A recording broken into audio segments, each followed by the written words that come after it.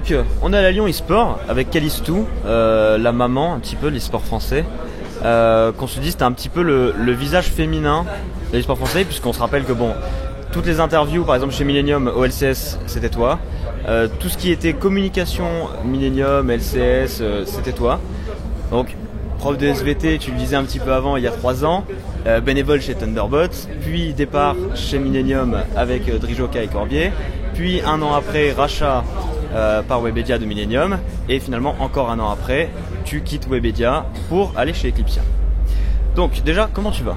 Eh ben écoute, je vais très très bien, je suis très contente d'être à Lyon aujourd'hui, je suis fatiguée mais ravie. Oui. Bah, un petit peu fatiguée, c'est normal, c'est Lyon. Tu étais là hier, il me semble. Tu étais là hier, c'était le Challenge France, t'en as pensé quoi? C'était un petit peu décevant, mais j'aimerais bien avoir ton avis. Très très bonne prod, je trouve que Riot fait de gros efforts. Avant ça ressemblait pas à un event Riot, ce que je disais à Jinko hier, et que là on est devant, on a l'impression que c'est Riot qui fait le truc et c'est agréable pour un event comme ça. Maintenant, en termes de niveau de jeu, le Challenge France est décevant encore cette année.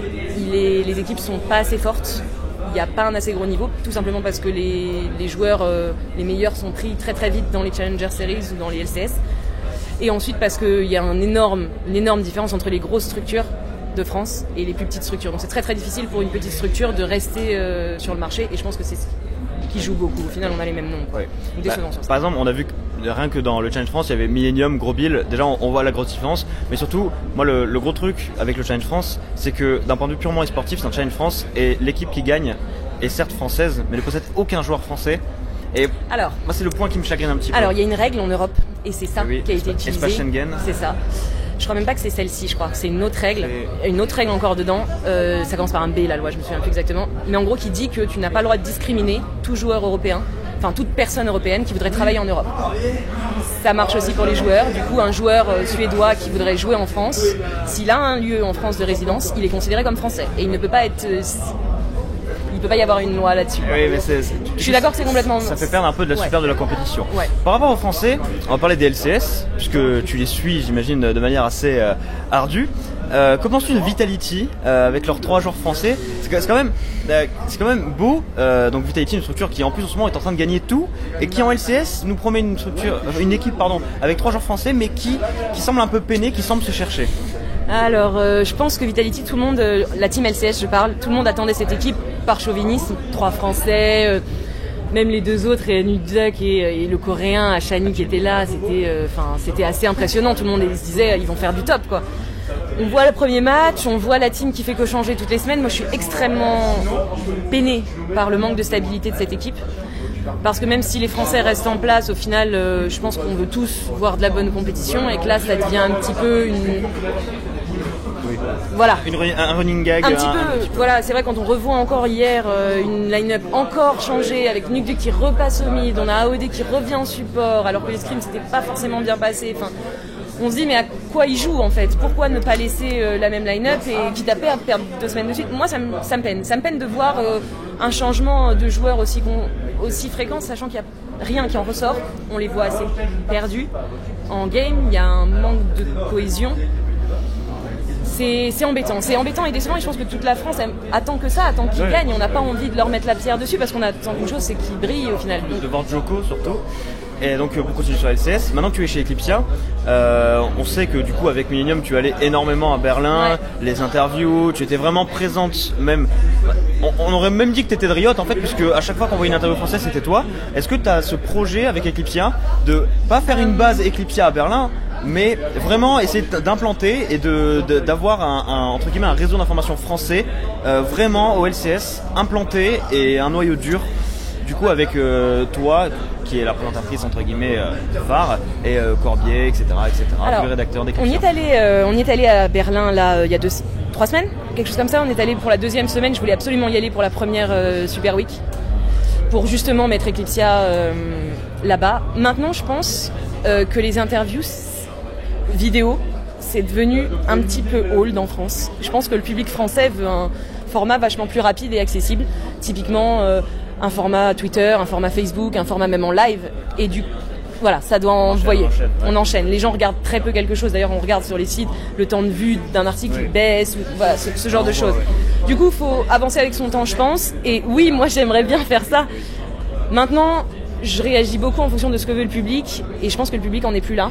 Donc je pense qu'il faut évoluer les concepts, passer vers des choses un petit peu, là c'est ce que je demande à Corbier de faire là pour cette LAN là, on passe à des concepts un petit peu plus vlog, mais vlog généraux, donc vlog pas fait par la personne qui se fait filmer, mais vlog on teste, entière, voilà. Okay. On est en train d'essayer de tester des nouveaux concepts. Je vais à Hambourg là avec Alderiat et Chap pour les finales des playoffs du coup avec Lyon. Ouais, avec Lyon, c'est réel, voilà. Ouais. Qui nous font un truc très sympa. Oui, alors la pub bien. Autant je suis extérieur au truc, je trouve que la com est super bien gérée et que voilà, c'est une bonne petite surprise, Ouais. ni attendu, c'était pas un truc oh c'est nul. Non, en plus ils sont cool, il y a pas mal de gens, t'as peut-être vu sur les réseaux, il y a Noah qui a fait déjà, il y a d'autres structures qui vont se rajouter à nous. Petit mème, etc. Oui, j'ai vu, c'est super sympa. Donc c'est assez sympa et ce que j'aimerais bien faire, c'est qu'on puisse avoir un contact avec Riot plus puissant, même si maintenant ils sont installés en France et que Jinko est disponible énormément. C'est vrai que j'aimerais bien mettre ça en place. Il faut le dire. Faut le dire. Jinko est un ange. Oui, il faut le dire. Voilà. Donc même s'il y a lui, c'est vrai que avoir une petite base à Berlin, ça pourrait être sympa, parce que je pense que les interviews ne peuvent marcher quand elles sont faites comme The Score, eSport, c'est-à-dire toutes les semaines, en mode réaction. La production est assez Exactement. Dernière question pour toi, on voit que la scène française est énorme, c'est d'ailleurs l'une des plus grosses scènes League of Legends au monde. Ouais. On a une activité qui est énorme, on a des LAN partout, etc. Maintenant, qu'est-ce qu'il te faudra à toi là pour que ce soit là, un truc à ajouter, quelque chose que tu voudrais mettre, un tournoi, une équipe, n'importe quoi, tu peux faire ce que tu veux, tu peux imaginer qu'il y ait 5 joueurs qui gagnent les Worlds, tu vois, vraiment quelque chose. En France, pour la France. En France, pour la France, tu vois, quelque chose que tu voudrais pour la France. Il faut le cocorico, bête, hein. Le chauvinisme. C'est bête, mais je pense qu'on a énormément de talent en France, on a énormément de chauvinisme en France, et je pense qu'il faudrait un encadrement de l'État. Et je pense que si on a ça, on verra énormément de talents français émerger. Il n'y a qu'à voir, il y en a 3 au LCS. Enfin, voilà. Mais il y en a beaucoup qui sont cette année au LCS, il y a beaucoup de Français qui émergent, et aussi parce que les gens doivent se demander pourquoi la France, c'est parce qu'on ne parle pas anglais. Il faut bien se le noter, on ne parle pas anglais, donc notre launcher est à je crois 60 ou 70% en français, alors qu'en Allemagne c'est à 39 ou 49, tu vois, il y a une différence énorme. Du coup la France se regroupe en tournoi français, maintenant je trouve qu'il y en a trop. Oui.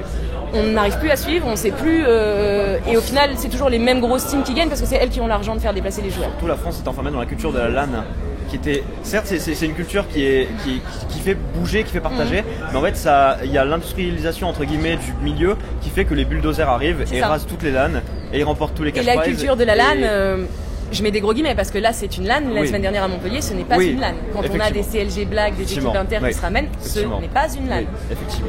Donc attention, il ne faut pas non plus que la France soit un nouvel Eldorado des Européens qui commencent à très bien le comprendre, que c'est un endroit free money, free cash price, compétition tout le temps. Et en plus maintenant avec les nouvelles règles qui pop en Europe, si tu crées une team de Suédois, tu la mets en France, ok yo GG well play quoi. Donc ce genre de choses, moi j'ai besoin, surtout pour la France qui avance énormément plus vite que les autres pays d'Europe, que ça se... Une infrastructure vraiment... PSG eSport peut-être qui pourrait... je sais pas, on pense dans le modèle du foot, avec des centres d'entraînement, avec des encadrements spéciaux, avec plusieurs managers, plusieurs coachs, plusieurs analystes qui sont répartis, qui ne travaillent pas avec les mêmes personnes pour vraiment apporter une maturité aux joueurs. Parce on rappelle que la scène est très jeune. Oui, il y a ça, mais il y a aussi un encadrement maman qu'il va falloir mettre en place parce que c'est des enfants. C'est toi ça? Non, c'est pas moi. Non, ce n'est pas moi. Il y a des enfants qui sont entre 16 ans et 20 ans et je suis désolée, mais quand t'es chez toi et que t'es chez tes parents, tu rentres chez toi, tu mets tes affaires au sale, ta mère te dit à table, j'ai changé tes draps et ça c'est quelque chose qui te rend heureux tous les jours. Donc quand tu passes 4 mois hors de chez toi à tryhard, que ce soit pour PSG, Lyon, Monaco, ce que tu veux, qu'il y a des étoiles, je peux t'assurer qu'au bout de 1 mois, ils sont tous au fond, ils en ont rien à foutre de l'écusson sur le maillot et tout ce qu'ils veulent c'est rentrer chez eux pour avoir un bon plat et des draps qui sentent propre. En gros, c'est ça qui manque en France et il va falloir que ça arrive parce que les paillettes ne sont que des paillettes.